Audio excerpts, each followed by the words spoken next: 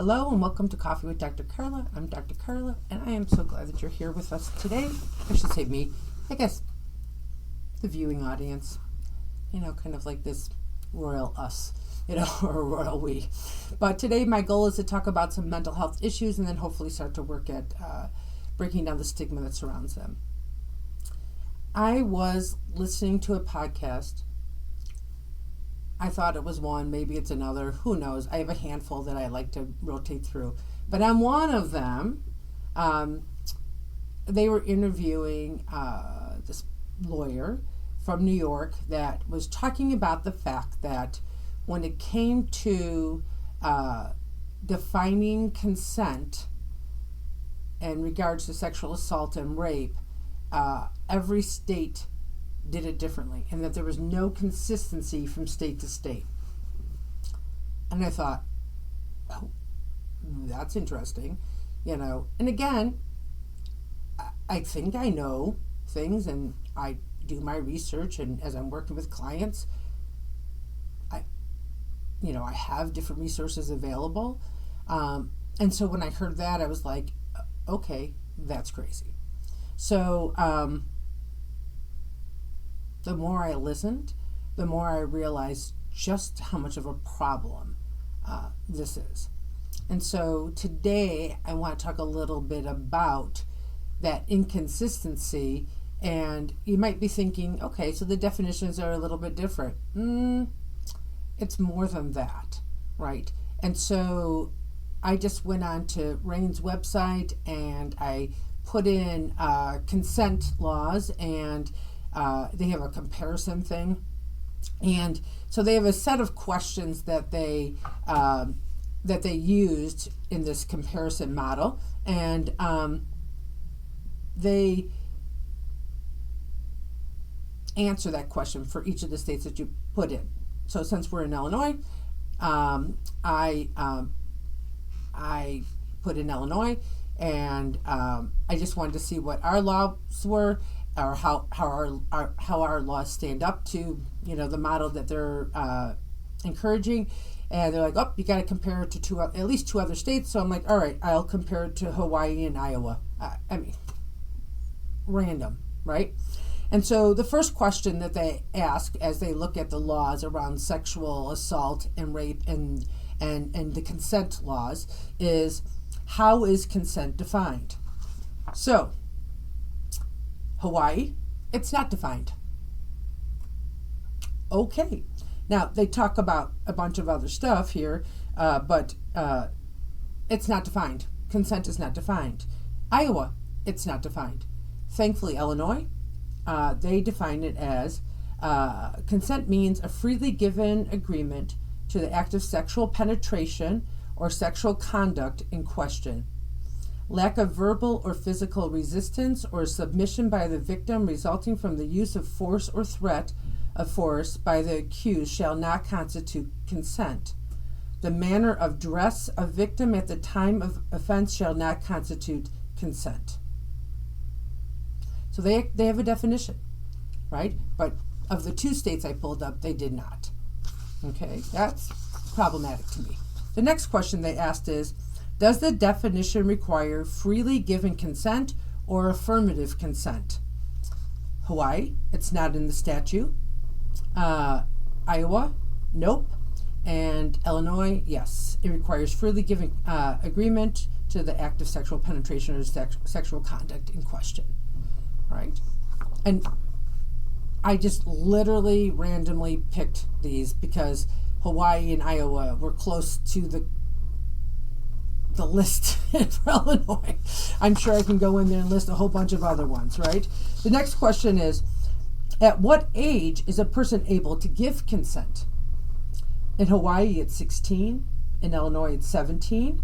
However, if the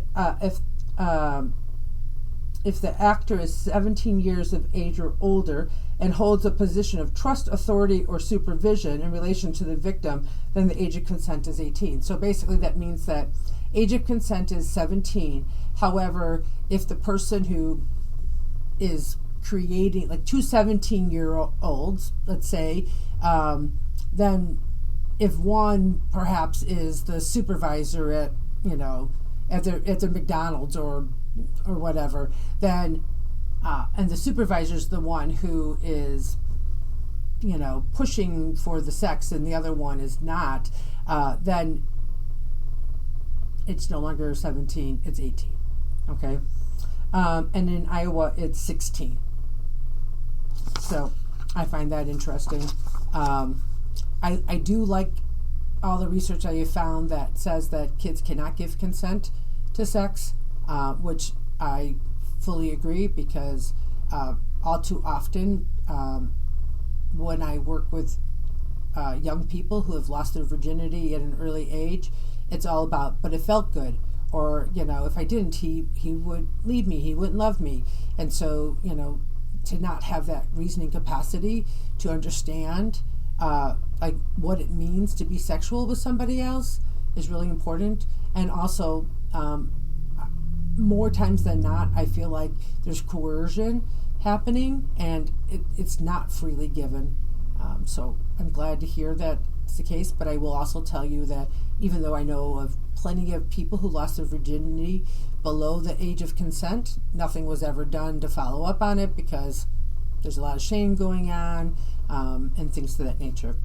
The next question they ask is, does a difference in age between the victim and the actor in this case is the person perpetuating it, impact the victim's ability to consent?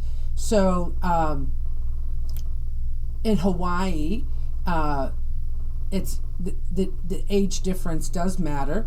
A person may engage in consensual sexual acts with a person 14 years old or greater, but less than 16 years old, provided that the person is less than 5 years older than the minor or legally married to the minor. That's in Hawaii. Why are 14, 15, 16-year-olds being married legally? But that's another whole question. In Iowa, it's the same thing. In Illinois, no, that doesn't change up, doesn't kind of loosen up the laws. Does elderly age impact the victim's ability to consent? All three said no. Illinois expounds on it and says, however, the crime and punishment is more severe if the victim is 60 years of age or older. So they're now we're starting to edge into elder abuse. The next question is, does developmental disabilities and or mental incapacity impact the victim's ability to consent? All three said yes. Thank God. And so that's a relief. However, I will say that there's been enough cases around that I feel like the victim has to push way too hard to prove, or their counsel has to push way too hard to prove that the other person knew this. That's another whole story.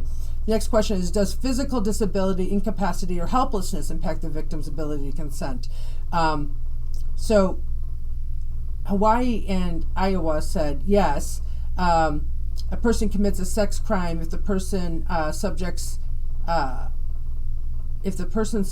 to a sexual act another person who is physically helpless.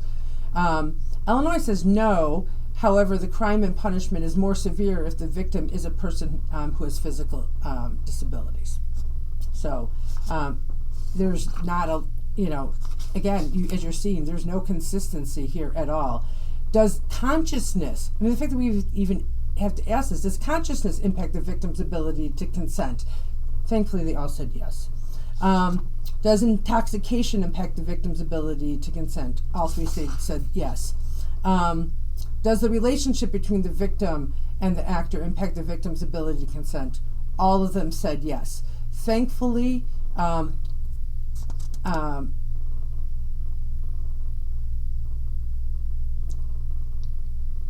is something that they're looking at, but some of the things that really was worrisome in Hawaii, marriage is a defense to certain sex crimes, right?